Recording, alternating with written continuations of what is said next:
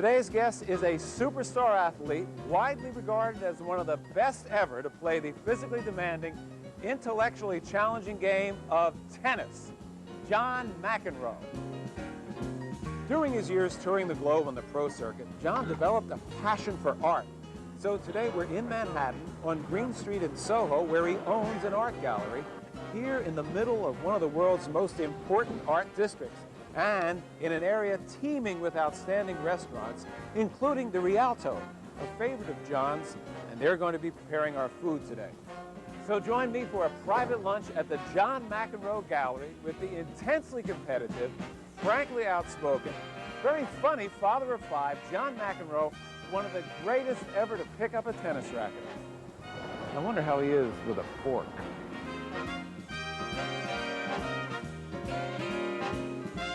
At a corner table in John's gallery, we hoisted our forks to a grilled wild mushroom sausage and tomato and fennel salad. John, thank you very much for letting us have the corner table here in your gallery. Forks up. All right, let's do it. By the way, it's a beautiful gallery, and you know, if there's a crash in the market, you could have a restaurant here. We don't want any crashes in the market. I don't know about a restaurant. That's a tough business. That's even tougher than art. You know, most people are not, even though there's a big article in Sports Illustrated, not accustomed to thinking of John McEnroe in the art context. But you were 21 years old, and you wrote out a $300,000 check for a Renoir. Did I? Yeah, you did. I don't have the canceled check. What did that feel like? I mean, a couple years before that, you were probably getting spending money from your parents. Well, there was a buildup. You know, I didn't have money even just a couple years before that, and suddenly I came upon some money. So who better than to ask my buddy Vita Scarolitis, God rest his soul, indeed, about how to spend money. So he took me right to Soho and started, he figured it was pretty much hopeless for me with clothes at that age. So you're doing okay now? I'm improving, you know, yeah. I've improved with age, but then it was jeans, t-shirt would do it. And then the idea of having a place to live or a car or something to hang in your house is what it boils down to. Because to me, I'm not a big look at the stocks type guy. So collecting that wasn't my first purchase. That was probably a little bit later than 21. And I was just thinking, though, at that early age to write out a check for $300,000. I mean, a lot of big athletes who, you know, hit a millionaire in early status are buying like a Ferrari, but you were buying artwork early on. I wasn't a big car guy, and I felt like something that I really enjoyed, but that conceivably, I hate to use the word even that you're using as an investment, but the idea of trying to be, at least I wouldn't lose money. And it just so happened on that piece actually did quite well when I resold it because the Japanese became huge Impressionist fans. Right. But the art world satisfies, I understand, a part of your brain, like music does the same thing, that's the non-competitive side. Where, if at all, does food fit in?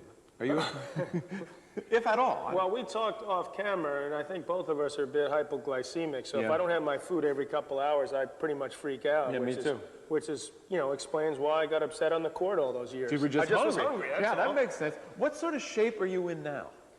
Physical shape?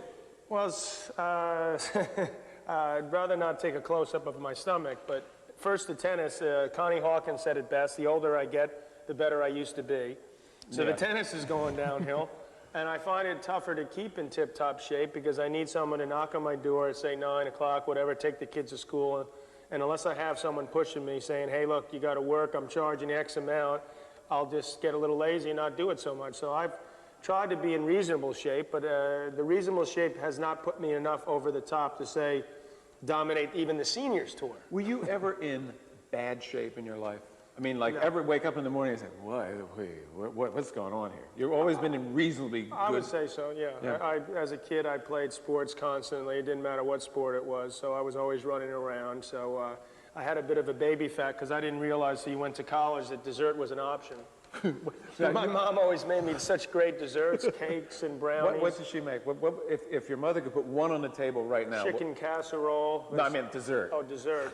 She used to make this great chocolate cake with vanilla icing, or reversal vanilla cake with chocolate icing. Apple pie was fantastic at the holidays, but there was always something. I mean, every meal there was dessert. Did you, as a professional athlete, John, did you have to deny yourself a great deal in terms of food, drink, lifestyle patterns? I mean, when you're #1 in the world, as you were for 4 years, right, and #2 a couple years before that, right, what don't you do to stay up there?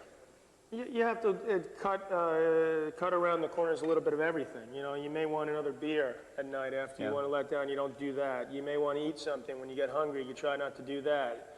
You get away from eating the desserts on any sort of regular basis. Make it sort of more reward. Maybe one day a week at the end of the tournament, you'd let go and go out and really have a couple drinks, try to loosen up. But basically, you have to tell yourself it may be that one day a week, and the rest of the time would just be like waiting for the moment, the 4 or 5 times of the singles and the 3 or 4 times of the doubles, where you go on that court and try to have all your energy available to you at that time. Everything that you need. And what's it feel like at that peak moment for John to walk onto the tennis court and have the crowd go wild? It's like the gladiator feeling, except you don't, at least you're not, your life's not on the line. I mean, the difference between, tennis and boxing is compared. To me, there's obviously similarities, but the great difference is that we're hitting a ball in the net. There's no physical contact between the players, which players probably wish there was with me, and I wish there was with them. So we don't have that release. And in boxing, you're literally risking your life potentially. You go out there, and it's such a Another thing I've often wondered, when we see the shots in a really intense competitive match, particularly some of your great matches where you were letting out unbelievable amounts of emotion on the court. Now, you're sitting there, the umpire's in the middle. Did you ever feel like, smashing the other guy, just so physically upset that you felt like accosting your opponent? Yeah, yes. Quite a few times, actually. And as I said, there was probably a couple occasions where they wanted to return the favor. They felt that way. There were some exhibitions where we threatened each other, and it'd be like, well, say me and Jimmy. I said, I know I can beat that guy. That guy's littler than me. I don't care what happens. Right. After this match, I'm going to kick his ass. That much and emotion. I was convinced of it. I was going to do it, absolutely dead set. And then after the match, you sort of have to maybe answer a question or two. If it's on TV or you got to go to press, you sort of cool down a little bit. You have a few friends there. Next thing you know, the hell with it. It's not worth it getting suspended for X amount of time. And I sort of miss that a little bit. I think that it'd be nice some way if the option was available, you could step into a ring. Well, you have been talking about ways to improve the game of tennis. I mean, throw a little hockey. The controversial Mike Tyson explained that he snapped in the ring when he bit Evander Holyfield's ear. There it is. Did you identify with that explanation? I don't know if I could quite go to that level, but first you have to jump over the net, race up, that'd be a hell of a thing. Leap on board's ear, like a bite his ear. That's a snapping. See, that's the difference. What I said between boxers and tennis. Us snapping is yelling at the umpire, for God's sake. Right. When they snap, they bite their opponent's ear off. John can still be seen playing opponents in his prime on Center Court Classics on Classic Sports Network, where his famed temper is also evident. You cannot be serious. That ball was on the line. Chalk flew up. It was clearly in. How can you possibly call that out? How many you can miss? Now he's walking over. Everyone knows it's in this whole stadium, and you call it out? Explain that to me, will you? And these days he offers insightful comments as a tennis analyst. So I figured our lunch was a good opportunity for a follow-up question. You said at the U.S. Open, even the great ones get tense. I think you were talking about Sampras, and I was not the U.S. Open, Wimbledon. Take your pick, either one. Well, you said even the great ones get tense. So for the benefit of everybody watching, who may not be a tennis player, but maybe they had to give a speech, maybe they're having a dinner party, maybe they're going in to talk to the boss for a promotion, and they're tensing up. How does a professional athlete, world class, control that? Well, you're asking the wrong person. Okay, first set to Mr. McEnroe. Let's take a time out in the gallery's kitchen to see how that grilled wild mushroom sausage is prepared. The dish is a creation of the Rialto's executive chef, Scott Schwartz. What we do to order is we grill the sausage. The sausage is made up of shiitake mushrooms, cremini mushrooms, portobello mushrooms, and any other wild mushrooms that happen to be available at the time we're making it. And we clean them, slice them, saute them, finish them with some shallots, some fresh herbs, and then once they're cool, we mix them with a chicken mousseline, which is a mixture of chicken breast meat, cream, and eggs. And then that binds the mushrooms together. We use just enough mousse to hold the mushrooms together. And as I slice it, you'll be able to see that it's The dish is mostly mushrooms. It's not mostly mousse. We take the sausages are then wrapped in plastic, as opposed to using a casing of any sort. And we use plastic wrap, and then we poach them. Once they're poached, we chill them, and then we can hold them till we're ready to use them. The shallot vinaigrette it's fresh shallots that we roast in extra virgin olive oil, and then once they're cooled, we slice them up and mix them with Spanish wine vinegar or sherry vinegar, salt, coarse black pepper, and we use the olive oil that's been infused with the shallot flavor to make the vinaigrette. Tennis great John McEnroe at his art gallery in Soho comes from the menu of the Rialto restaurant at 265 Elizabeth Street on a picturesque block of Little Italy. It's owned by close friends of John, Sammy Martinez and Sean Meenan. And it's hard to believe that this beautiful restaurant started out as a rundown garage 3 months before opening day. And now, lunch. And I've got the portobello mushroom Napoleon, which looks good. And you, John? Good old-fashioned American turkey burger. Turkey burger.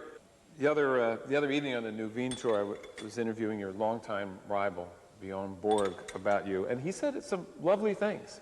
You know, even today we're good friends, and you know, and it's always nice to be around John, though, and you know, to see him as happy as right now for the moment is very nice to see. What makes this such a happy time of John McEnroe's life? Well, I have a wonderful wife. It's just recently married, Patty Smythe, who is also a great singer in her own right.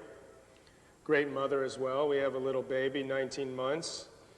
We also have, we together now have a big family of 5, 3 of mine from my ex-wife and 1 of hers from her ex-wife. So we have a group of 5 at our house now. So it's keeps us busy, to put it mildly. What's your dinner table like at home with yourself, Patty, and when everyone's there, all 5 Here's children? my dinner table routine, okay?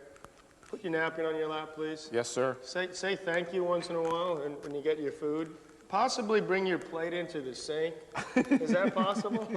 Every Every day we do the same thing, and sooner or later it's going to stick. So far it hasn't worked too well. Because they're all basically young children. I mean, Kevin is your oldest. 11, 9, 6, and 1. Borg himself, once a fierce rival, is now a member of John's extended family, but they still compete on the Nouvine Seniors Tour.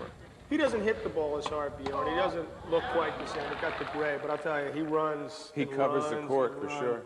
And it's just, for the seniors tour, you're like, first I play Eddie Dibbs, was the old Bagel twin. Then I'm Mel Purcell, who still runs around. Then I'm Bjorn to top everything. I'm like, what is going on? I got to work out harder. That's for sure. Well, it never hurts to work out harder. The older you get, actually, the more you need to work out. But life seems to just to stay the same. Just to which is sort of sad. Not to fall back. I work harder, get trained, and then you're like, I put on 2 pounds. How'd that happen? A perfect invitation for dessert, which helps John answer a question. The summer cover of a tennis magazine had "What's wrong with Andre Agassi" on the cover. How do you answer that question? Is there anything wrong with him? Or is... Too many of these. John mastered tennis and is now looking to gain creative release and credibility as a rock musician. He plays guitar and sings in a straight-ahead Lou Reed style.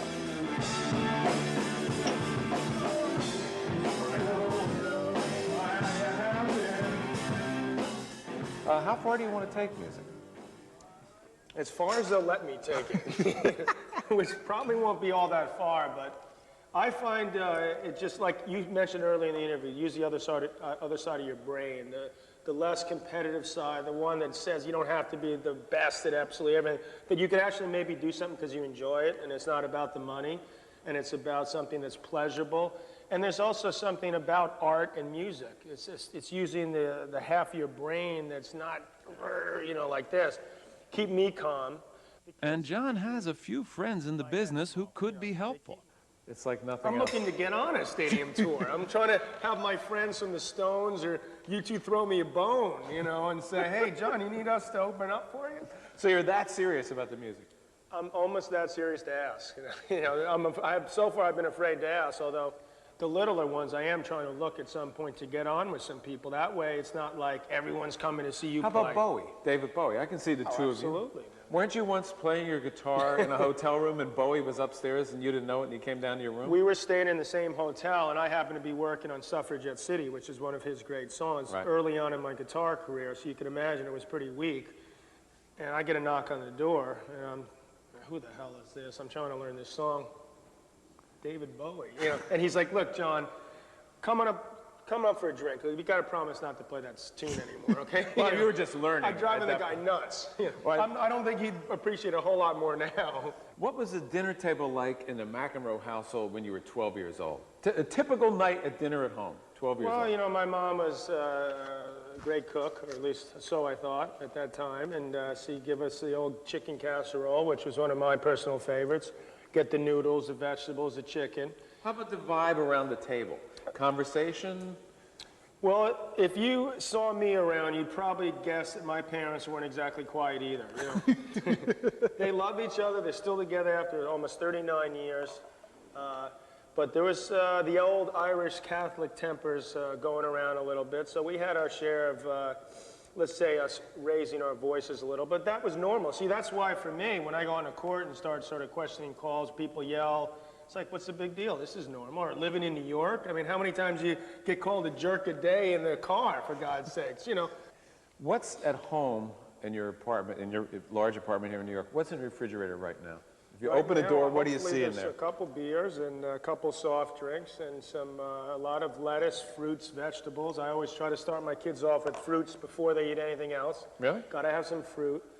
And then you hit the stuff that maybe is not quite as healthy, the cereals, the waffles, maybe some eggs, sometimes pancakes.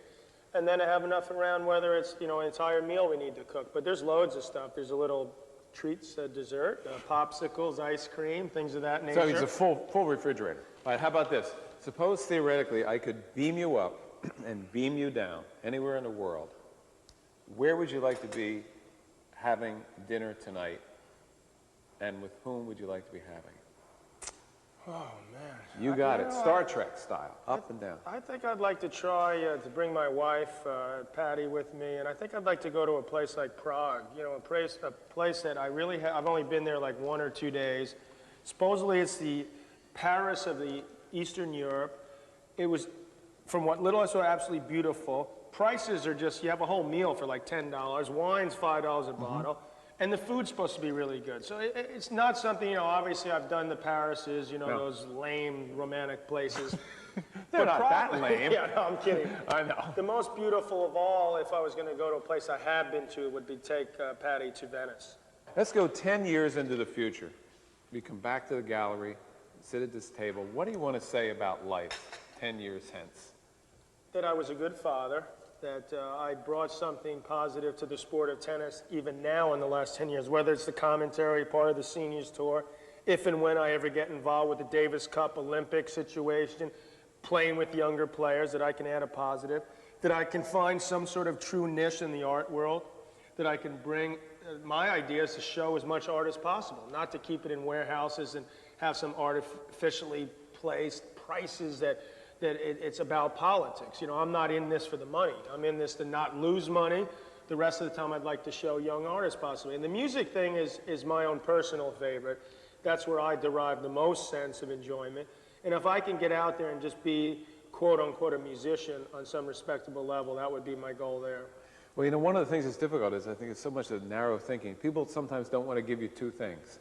They want to say he's a great tennis person, but he could never, you know. Absolutely. I think that in an interesting way, John Tesh totally transcended that. That's frightening. But he did. Going from being a television personality to somebody who has an actual music audience. I mean, it's not rock. He went from the entertainment side to the elevator music. It's Red And he Rocks. sold millions. He sure has. Well, listen, I'd like to close the show by asking you to offer a toast to, with your coffee cup, I guess, to our Television Food Network viewers. What would you like to say to them? Eat healthy, eat well, and indulge once in a while. I'll drink to that. Thank you very much. Thanks, John McEnroe here at the